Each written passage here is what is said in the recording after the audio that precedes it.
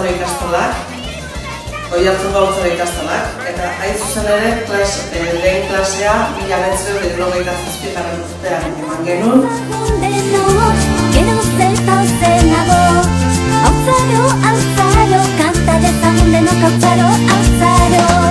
Katuka sartuetan, jauzi-mauzika irten, ala ere guretzan zure ateak ez dira sekulan isten.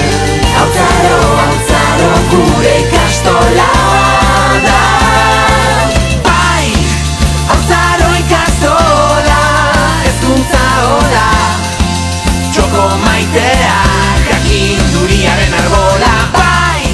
2016an sortu nuen abesti hau, dugun abesti hau, eta, ideia hortik etorri zen, 50 urte inbestutxula, eta,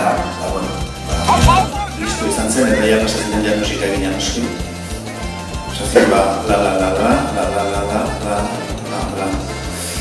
Eta, populatu nintzen normala denez zela, kanta bisi-bisila zela, eta nik idazteko oso leku gutxi nuela ez, oso esaldi laburrak ez ziren, beraz baztu aditzak eta esali zugunenak eta horrelakoak, elipsiz jositako mezu laburrak. Eta 50 urte horiekin oroitzapenek kutxa egin.